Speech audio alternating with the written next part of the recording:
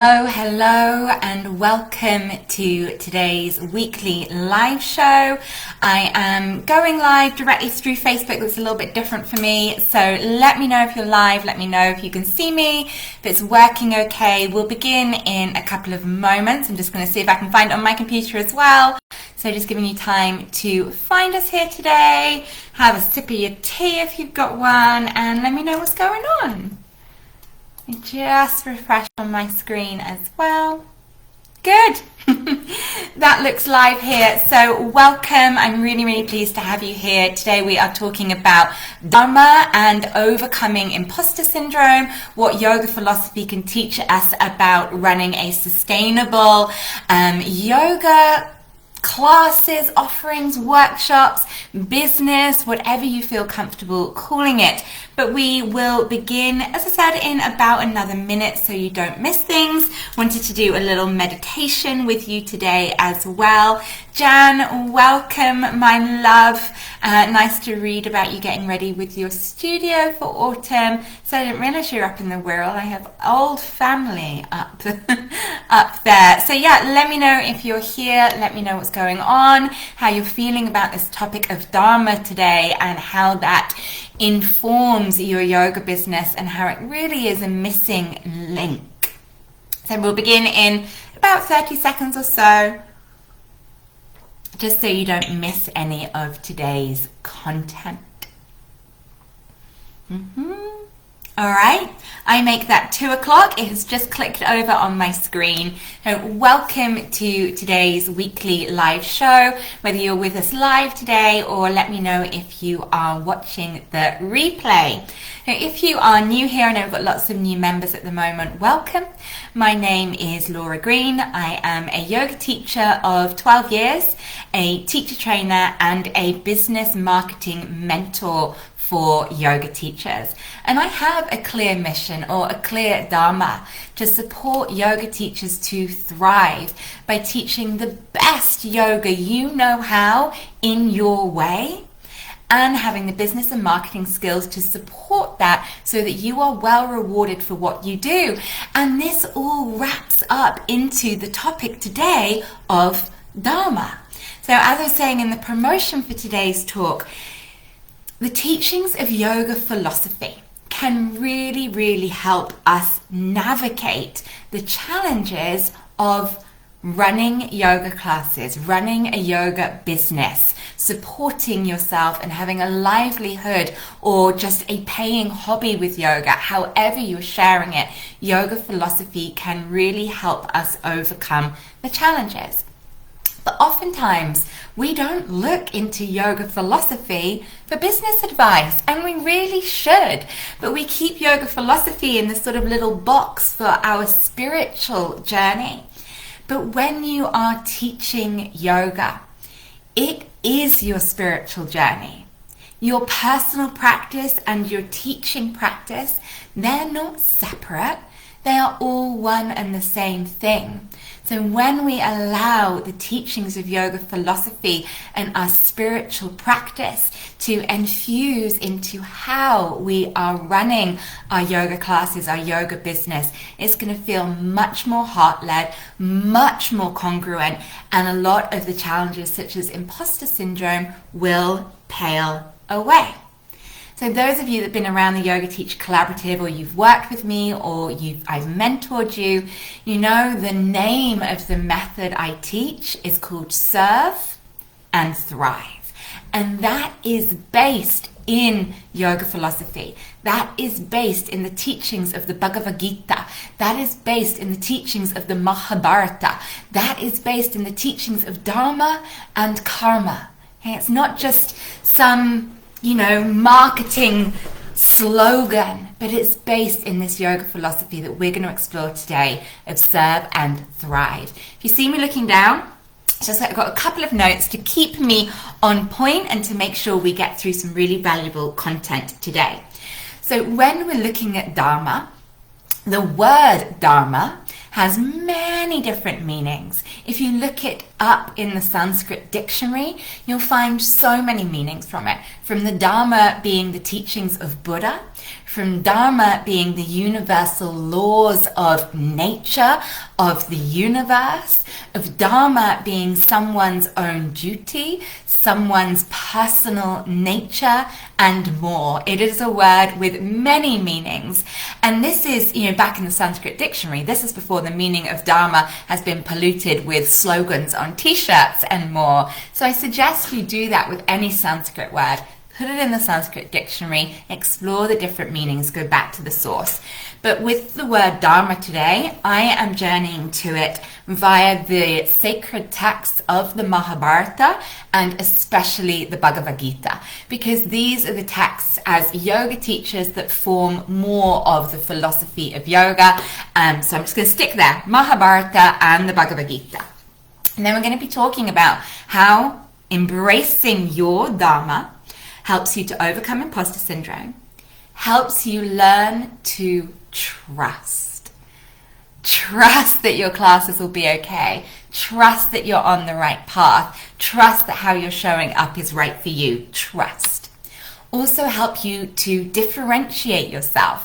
One of the most common complaints I hear that I disagree with is that the yoga world is oversaturated. It's not oversaturated. We're simply serving a very small minority of our communities. So when you tap into your Dharma, it can help you work out how to differentiate yourself from other yoga teachers in your area and how to serve with your other teachers a broader demographic of your community. And we're also looking about how Dharma helps you to release fear, fear of the unknown, and fear of attachment, and also how we embrace imperfect action. But let's start with the theory. What is, according to yoga philosophy, the Bhagavad Gita, the Mahabharata, what is Dharma? Sorry, excuse me. So there are two types of Dharma. There's more, but we're going to break this down into two main types of Dharma. There is universal Dharma, the rules of divine cosmic order. Now that's a very broad expression or title that I find hard to wrap my head around. So I tend to think of universal Dharma more like the rules of nature. So what are some of the rules of nature? Birth and death, the cycles of the seasons, gravity, cause and effect, influence and action. So the rules of nature. This is universal Dharma. And there's a lot more than universal Dharma. A general strive for goodness, for supporting one another, for supporting nature. So there is universal Dharma, the rules of the universe, the rules of nature. But what we're thinking about more today is actually Swadharma. So a lot of the time people just say Dharma, referring to one's individual path, but it's actually Swadharma. And Swadharma is your own path, your uniqueness and your purpose. And these are some of the great questions. Why am I here and what is my purpose? But it's a bit much thinking about it so broad as that. And I think often we fall into the trap of thinking our Swadharma, our personal duty, is connected to labels, to careers. So you might think that your Swadharma is to be a yoga teacher or to be a lawyer. You might think it's that sort of label. But actually, Swadharma, it isn't what you do. It isn't your career. It isn't your label, say mother. It isn't projects. Your Swadharma is much deeper than that. It is the energy, the nature, the uniqueness, the vibe that you bring to the thing. So if you here in the Yoga Teacher Collaborative, we're 2,500 members. We all share a same practice that we teach yoga. But how we all do it is very different because we do it in our light, our unique way through our Swadharma. So So you might find some yoga teachers have this wonderful warmth. Some yoga teachers have a inspiring quality. Some yoga teachers are incredibly calm. Some yoga teachers are really empowering and motivating. But every yoga teacher has their own unique energy and light that they bring to the teachings of yoga. So when you're looking for your Swadharma, it is not about looking outside of yourself. For what job should I do? What project should I do? What niche should I be teaching yoga to? No, to find your Swadharma, it is about looking inside. Finding your light and knowing where to shine it. And it to be your path. So I want to bring you to a quote from the Bhagavad Gita. I've also copy and pasted it in the comments. So this is the quote I'm going to read to you. It's from the Bhagavad Gita, chapter 3, verse 35. And I'm going to read you two different translations of the quotes. Because when I work with ancient Sanskrit texts, I really do like to look at normally 2 to 3 translations, because it's so different. So this is a translation for Bhagavad Gita, chapter 3, verse 35. First translation. It is better to do one's own Dharma, even though imperfectly, than to do another's Dharma, even though perfectly. So let's look at that in the realms of teaching yoga and imposter syndrome. As a yoga teacher, another teacher or many have inspired you. Someone inspired you to take the path of practicing yoga. That path continued on to you being a teacher. And especially if you're newer to teaching, it's a really common trap to think there is a right way to be a yoga teacher. There is a way you should be, a way you should speak, a way you should dress, a way you should show up on social media, a way you should lesson plan, a way you should market, that there is a correct way to be a yoga teacher. And that view might be shaped by the teachers that inspired you, wanting to emulate them, wanting to be like them. It might be through how you were taught in your teacher training. And we can feel we have to do it that way. But that's not your way. Even if your passion is to share yoga, it is to share yoga in your way, in your light. So say, for instance, you've got a really quirky sense of humor, but your teacher was maybe very serious. So you don't think there's a place for your quirky humor in your classes. So you diminish that light. Or maybe you go to a teacher that's really calm, but your personality is quite kind of Tigger and fiery, but you hide that and pretend to put across this calming demeanor because you think there's a perfect way to teach yoga. Okay? And this is what the Bhagavad Gita is saying. No, do it your way, even if imperfectly. How freeing is that? Than to copy another's way, to copy another teacher, to imitate someone else, even if you did an imitation perfectly. No, the Gita says it's better to do one's own Dharma, your way, even though imperfectly, than to do another's Dharma perfectly. So here's another translation of this same line, Bhagavad Gita, chapter 3, verse 35. Here's another translation. And do thy duty. It's translating the word dharma here for duty. And do thy duty, even if it be humble, rather than another's, even if it be great. To die in one's duty is life. To live in another's is death.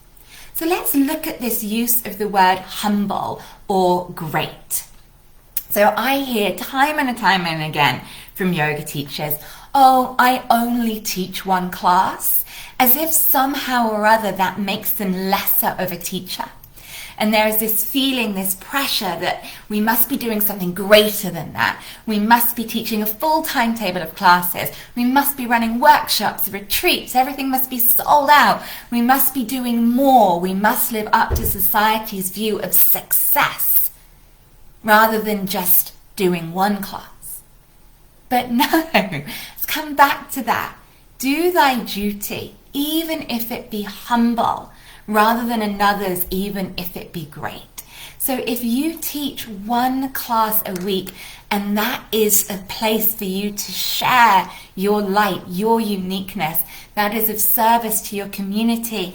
And at the other time, you also have other responsibilities. Maybe you're a parent, maybe you have dependents, maybe you work, maybe you just want to teach one class. Trust in that Dharma, even if it be humble.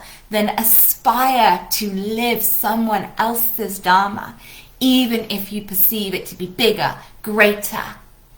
To live one's Dharma is to live another's is death. Okay, where else was I with this? So that's Swadharma. It's not what you do, but it's how you do it. It's the energy you bring. Releasing yourself from being perfect. So these lines from the Bhagavad Gita, they give us our inspiration that as long as you're doing what you're here to do, it's okay to do it imperfectly. And if I can give you one real important business advice, take imperfect action. If it is in service of what you are here to do, take imperfect action. Wanting to be perfect at something, wanting to know everything, wanting to have every newsletter correct, every lesson plan perfect, every social media post perfect is way too much pressure. Just come back to yourself and think, am I sharing my light? Am I sharing my energy? And release that attachment to perfectionism. This idea of owning your light is how we differentiate ourselves from others, not having to copy another teacher, but own you, quirks and all. And then I wanted to share another part. So it's still on Dharma, but this is actually from the Mahabharata. So the Mahabharata is an epic work within which the Bhagavad Gita sits. And there's a part in the Mahabharata that says, when Dharma is upheld, Dharma upholds you. And this is talking about Dharma on both levels. So when you are upholding the laws of nature and the universe, so you're not working to undermine nature, and you're following your Dharma, then Dharma upholds you. And Dharma actually has the root, the Dri, means to uphold or support. And this for me is about trust. I know I'm doing the best I can to live in harmony with the rules of nature. And I know I'm taking imperfect action to live my light, to live my Dharma. I'm doing it here, talking to you right now. Then I am freed from attachment to the outcome, because Dharma will hold me. Dharma will support me. If I am sharing my light, which is teaching yoga with my own energy, I am doing the work, I can trust that the income, the class students, the energy, the Dharma will uphold me or support me. As long as I am doing my work in service of my light and upholding the universal needs of nature, I will be held and supported. And this is how I found it to be in 12 years of running a yoga business. I don't make financial plans. I don't decide how much a class has to make. I don't sit in that class totting up whether I've made my hall cover. I don't focus on the numbers. And that surprises so many people. I do not focus on the numbers. I do not see students as money. All I do is share the teachings of yoga in my light. I show up, I do the work, and I trust Dharma to uphold me. Okay. So when you put these two together, the understandings of Dharma, Swadharma, universal Dharma, the fact that you are to follow your light, take imperfect action, and it will uphold you. I tend to sum this up as, and I'm reading, so it's a summary. Follow your path in accordance with your nature. embrace perfect action, honor the laws of nature, and trust you are held. And can you see how that's the very essence behind my model? Serve and thrive. I don't need to focus on the thriving. I need to focus on the serving. Then Dharma will uphold me by thriving, sustaining me. So, how do you identify your Swadharma, especially if it is something that is inside you? It is simple to find your Swadharma. It's simple, but it takes work and consistency, and lots of people don't want to show up for this work, which is why we have many people lost, not knowing their path, not knowing their purpose. What you have to do is simple, but you just have to do it. So to find your Swadharma, step 1, get quiet. There is so much noise on social media, noise of other people's opinions, noise of societal expectation, noise of shoulds, noise of your inner critic. We have to get quiet. And how do we do that? By meditating. 10, 15, 20-minute meditation practice as many times a week as is possible for you. Sit in the quiet.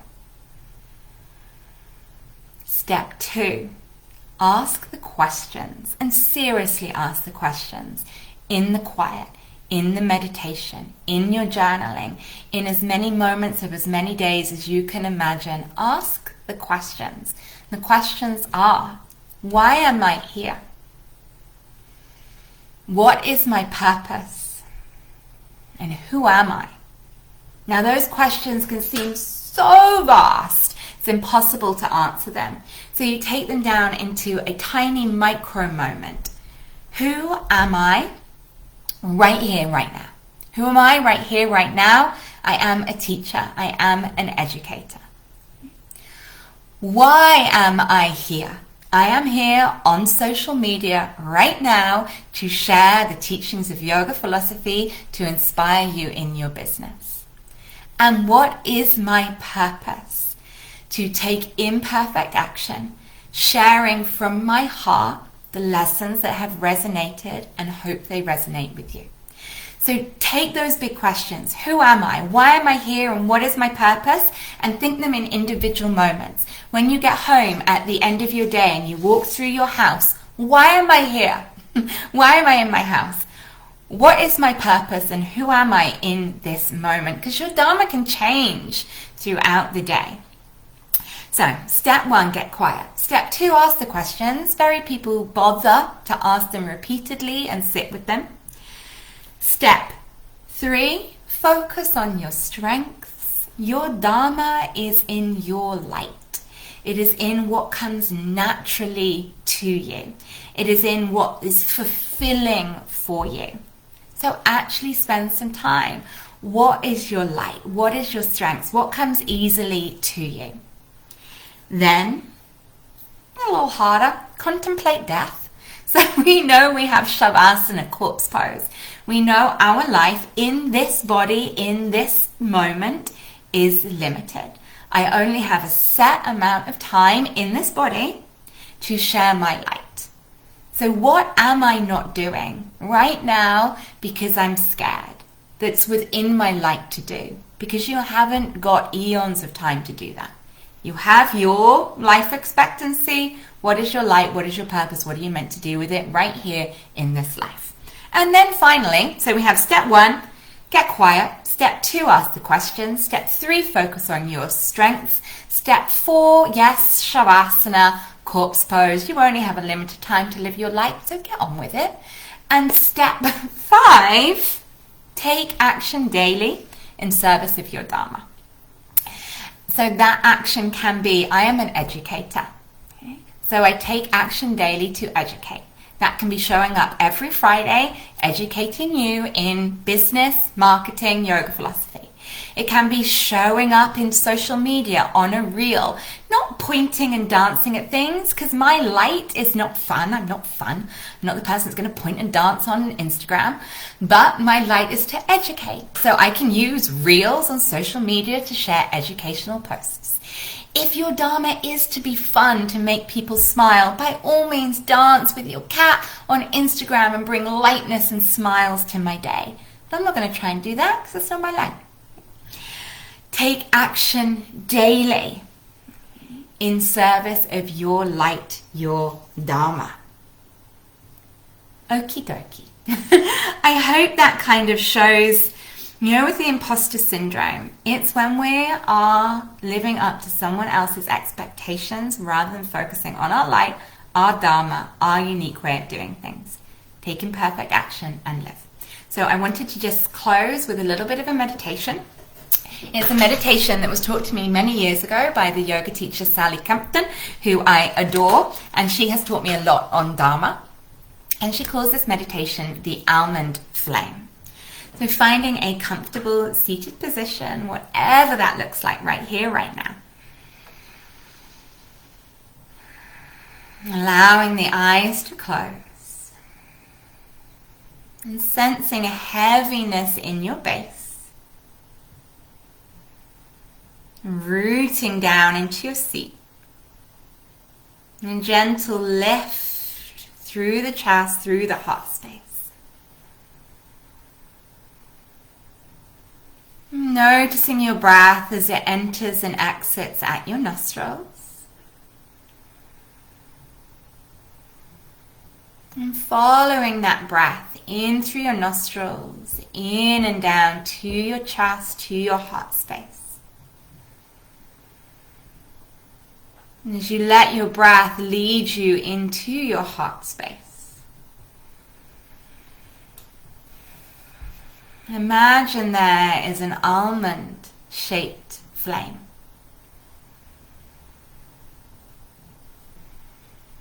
Breathe to that flame. The almond flame in your chest.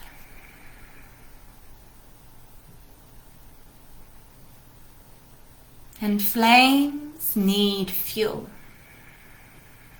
We're going to drip in nectar to this flame and let the nectar, the fuel, warm and brighten the flame. We're inhaling in and down as if to this almond flame. And exhale, feel the flame warm and fill you. And the nectar we're going to drip in is a mantra. It's not a question. Don't seek an answer right now. Just drip in this mantra like nectar to the flame.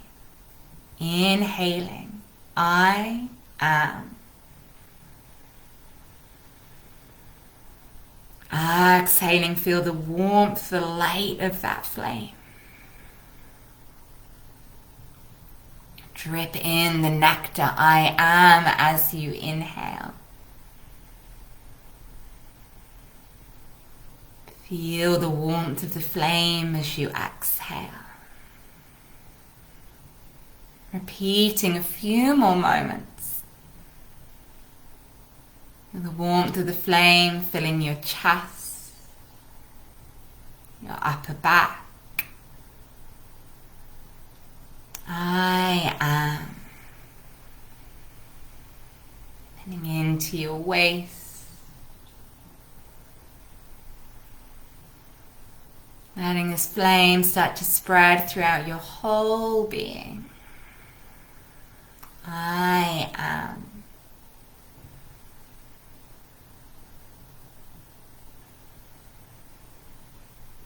And 3 more rounds of breath together. I am.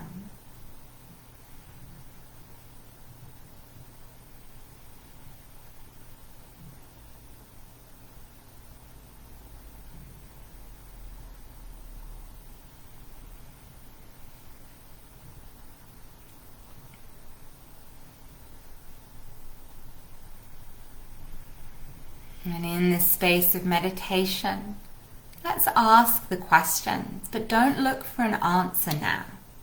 Trust the fertile void. Trust the blank. Just got to ask the questions to begin with. Who am I?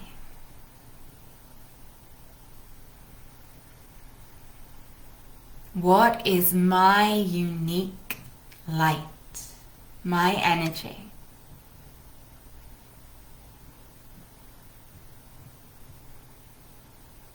Where am I meant to shine this light?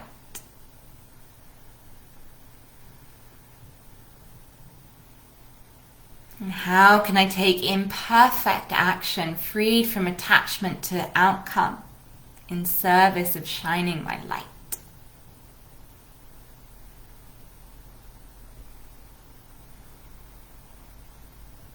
When you're ready, flickering your eyes open. So thank you for joining me on today's session, exploring your Swadharma. I can't tell you how much of a difference this will make. Walk your path, your way, even if imperfectly, than trying to copy someone else's path perfectly. And also in the Bhagavad Gita, after Dharma comes karma. Show up and do your work without entitlement to the fruits of your labor. Because if you're following your Dharma, upholding the universal goodness, the universal Dharma, Dharma will hold and uphold and support you. So I hope that gives you some comfort today. Sit with it, read the Bhagavad Gita, revisit the almond flame, get quiet, ask the questions, and trust.